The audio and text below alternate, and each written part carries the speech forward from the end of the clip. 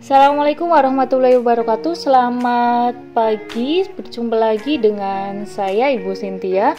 Kali ini kita akan membahas bab baru, yaitu tentang ancaman terhadap negara Indonesia dan strategi mengatasinya.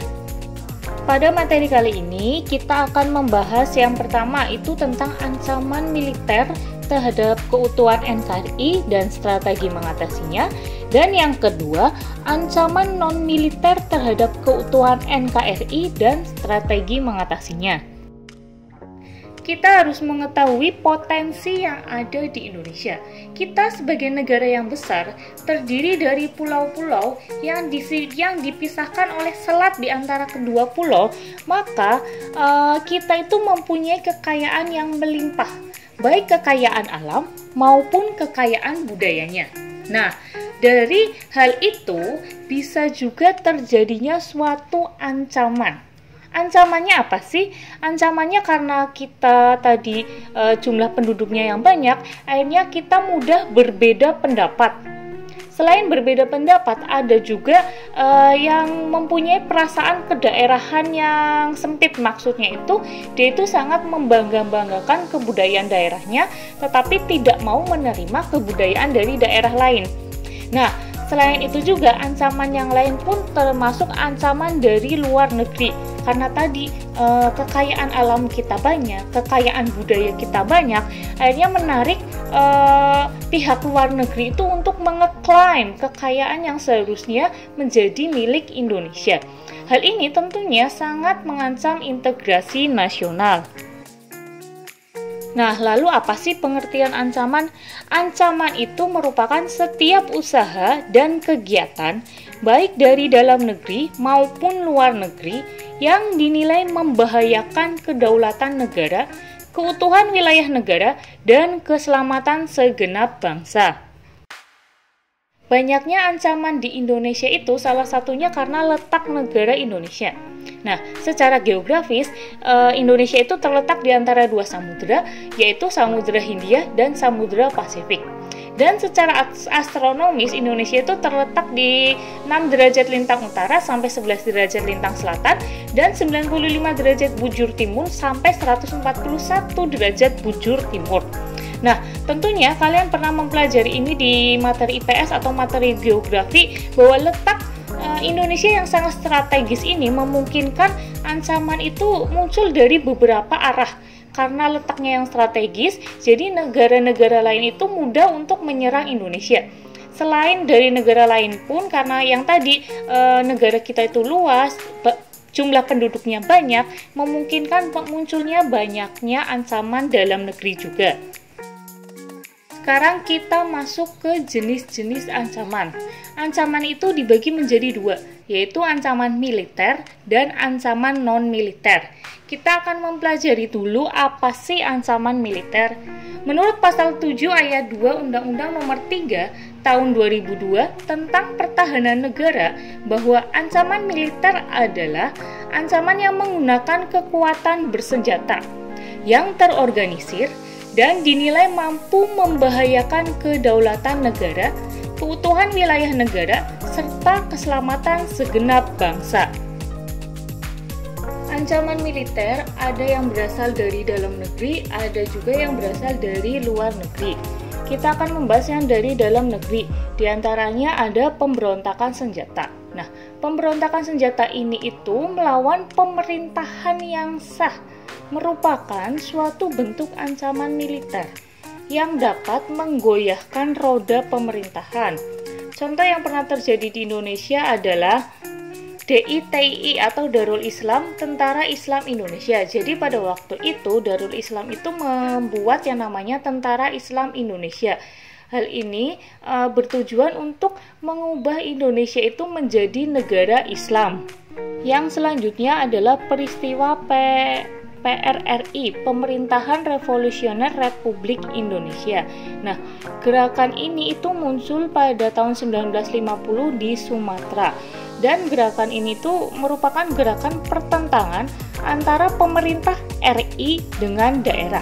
PRRI ini muncul karena ketidakpuasan di daerah terhadap kebijakan pemerintah pusat pada saat itu.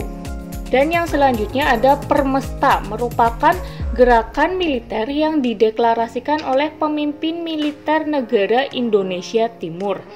Gerakan ini dibentuk pada 2 Maret 1957, mulanya terjadi di Makassar, namun kemudian berpindah ke Manado, Sulawesi Utara. Nah, kenapa sih ada gerakan pemberontakan ini? Karena disebabkan sentimental orang di Sulawesi dan Sumatera Tengah yang merasa kebijakan yang dibentuk oleh pemerintah pusat di Jakarta itu telah menghambat perekonomian lokal. Nah, peristiwa itu juga memberikan kekecewaan terhadap pemerintah pusat, dianggap terlalu mengistimewakan Pulau Jawa dibandingkan pulau yang lainnya. Dan G30 SPKI, kalian pasti sudah mengerti peristiwa ini, peristiwa PKI yang ingin mengganti ideologi kita dan menculik para petinggi-petinggi di Indonesia, para tentara-tentara di Indonesia, dan mereka dibunuh di lubang buaya. Ancaman militer dalam negeri yang selanjutnya adalah konflik horizontal. Nah, konflik horizontal ini terjadi karena Indonesia itu mempunyai banyak perbedaan dengan jumlah penduduknya yang banyak, dengan kebudayaan ras golongannya yang banyak, menimbulkan konflik antar golongan. Contohnya konflik antar ras, konflik antar etnik, antar agama, dan antar golongan. Ancaman militer dalam negeri yang selanjutnya adalah aksi teror bersenjata. Ini sudah pernah saya jelaskan, merupakan bentuk terorisme yang mengancam keselamatan bangsa dengan menebar rasa takut. Aksi teror di Indonesia itu diantaranya berada di depan gereja Katedral Makassar. Di gereja Surabaya juga pernah bom Bali 1, bom Bali 2, bom di Tamrin dan di Sarinah. Selanjutnya ada gerakan separatis. Gerakan separatis ini adalah paham atau gerakan yang ingin memisahkan diri dari suatu negara untuk mendirikan negara sendiri. Jadi mereka ingin keluar dari Indonesia dan ingin merdeka sendiri. Di antaranya gerakan separatis yang pernah ada di Indonesia adalah RMS di Maluku Selatan tahun 1950. Lalu ada OPM di Papua tahun 1965, lalu ada GAM di Aceh tahun 1976, dan Front Revolusioner untuk Timor Timur tahun 1976. Nah, sekarang kita masuk ke ancaman militer dari luar negeri. Nah, di antaranya ada sabotase. Sabotase merupakan tindakan merusak dan menghancurkan objek vital nasional, peralatan, senjata, atau bangunan untuk mencegah keberhasilan musuh atau pesaing.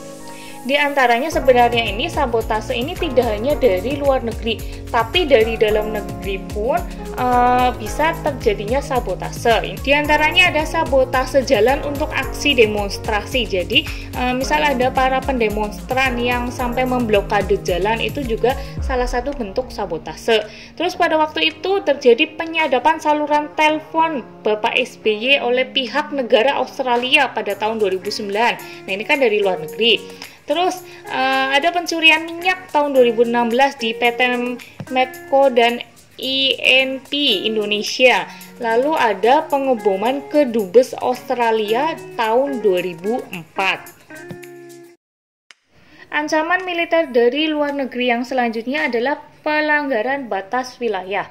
Pelanggaran batas wilayah itu ada 3, di darat, di laut, dan di udara. Nah, pelanggaran batas wilayah di darat itu merupakan suatu keadaan di mana pihak negara itu melintas tapal batas atau patok batas Indonesia tanpa menunjukkan surat izin secara resmi.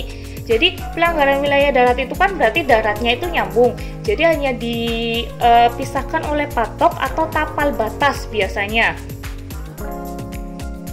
Contoh pelanggaran wilayah darat diantaranya penyelundupan melalui jalur darat dan pencaplokan wilayah, terutama pulau terluar yang rawan diakuisisi oleh negara lain.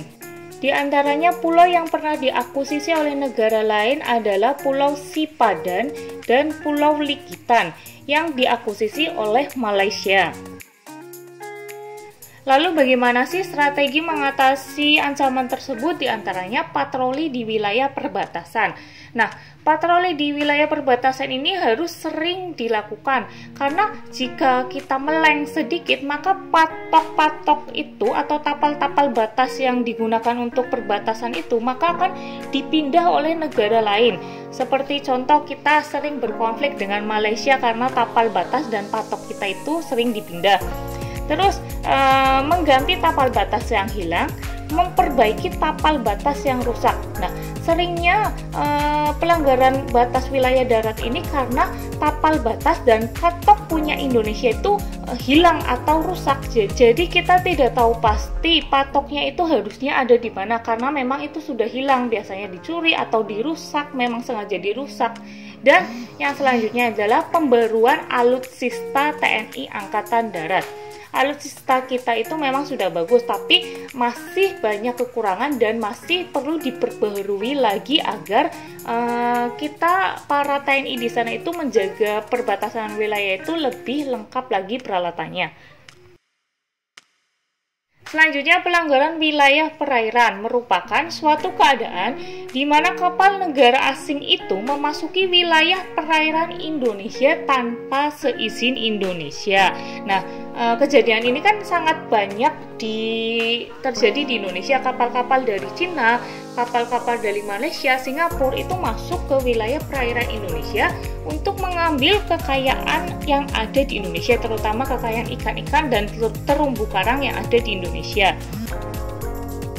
Contoh pelanggaran wilayah perairan di Indonesia itu diantaranya penangkapan ikan secara ilegal atau illegal fishing. Nah, ini yang sering terjadi di Indonesia. Bahkan baru-baru ini kan waktu itu sempat merebak juga berita tentang kekayaan Laut Natuna itu diambil oleh Cina.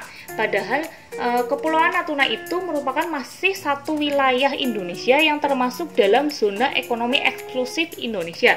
Akan tetapi, Cina itu menganggapnya bahwa Pulau Natuna itu milik mereka dan mereka bisa mengambil sumber daya yang ada di dalamnya. Contoh yang selanjutnya adalah penyelundupan melalui jalur laut. Nah, strategi mengatasi ancaman ini diantaranya melakukan patroli secara berkala, lalu menenggelamkan kapal negara asing. Nah, ini sudah pernah dilakukan di Indonesia pada zamannya Menteri Ibu Susi. Ibu Susi ini secara tegas memerintahkan menenggelamkan kapal-kapal negara asing yang memasuki Indonesia tanpa izin, serta pembaruan alutsista TNI Angkatan Laut. Nah, kapal-kapal di Indonesia itu kan termasuk kapal-kapal yang kecil dibandingkan dengan kapal-kapal dari luar negeri. Jadi, alangkah lebih baiknya alutsista termasuk kapal-kapal di Indonesia untuk yang patroli itu lebih diperbarui lagi karena biar teknologinya semakin canggih dan bisa memperkuat penjagaan laut Indonesia. Pelanggaran batas wilayah yang selanjutnya adalah pelanggaran wilayah udara, merupakan suatu keadaan di mana pesawat terbang milik negara sipil ataupun militer memasuki wilayah udara Indonesia tanpa izin sebelumnya. Jadi memang di udara itu setiap negara itu menyediakan jalur lintas pesawat. Itu memang sudah ada, tetapi pesawatnya pun diketahui pesawatnya nomor berapa yang masuk ke Indonesia, pesawatnya nomor berapa yang keluar di Indonesia. Tapi karena dalam kasus ini itu mereka tidak izin terlebih dahulu dan tidak ada di daftar lah. Contoh yang pernah terjadi di Indonesia itu pada tahun 2005. Nah, helikopter yang ternyata berpenumpang Menteri Pertanian Malaysia itu mendarat di daerah Nunukan tanpa seizin Indonesia. Nah, pada waktu itu TNI itu akan menghampirinya, tetapi mereka itu ternyata cepat-cepat langsung terbang lagi sebelum TNI itu menginterogasi helikopter tersebut. Strategi mengatasinya yaitu meningkatkan standar penjagaan ruang udara.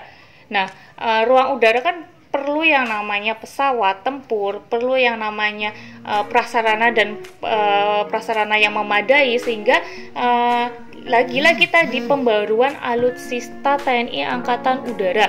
Jadi lebih diperketat lagi dan lebih diperbarui lagi untuk menjaga kawasan wilayah Indonesia baik di darat, laut maupun udara. Ancaman militer dari luar negeri yang selanjutnya adalah spionase. Nah, spionase ini juga sudah sempat dibahas di bab sebelumnya. Merupakan penyelidikan secara rahasia terhadap data kemiliteran dan data ekonomi negara lain. Nah, ini diantaranya spionase yang pernah terjadi di Indonesia. Di antaranya ada di jaringan intelijen Uni Soviet di Jakarta tahun 1982. Rahasia negara ini malah dibocorkan sendiri sama orang Indonesia, yaitu oleh perwira tinggi TNI Letkol Susdarjanto, yaitu membocorkan data-data kelautan Indonesia kepada pihak Uni Soviet, yaitu Alexander Vinenko. Nah, itu malah orang Indonesia sendiri yang membocorkan kepada negara lain. Kegiatan spionase yang selanjutnya yaitu pihak Australia memata-matai pejabat di Indonesia pada masanya Pak SBY.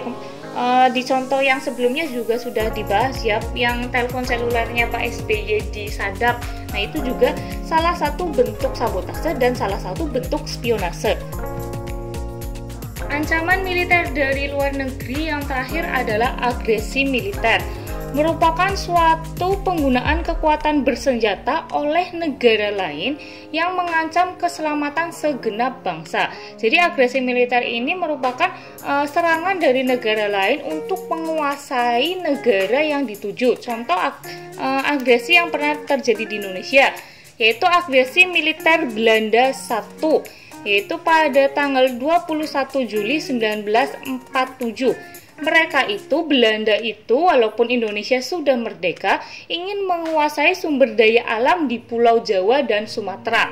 Nah, lalu terjadi lagi agresi militer Belanda II tanggal 19 Desember tahun 1948. Yaitu mereka ingin menghancurkan status Republik Indonesia sebagai kesatuan negara dan menguasai ibu kota sementara Indonesia pada waktu itu di Yogyakarta, serta menangkap pemimpin-pemimpin Indonesia.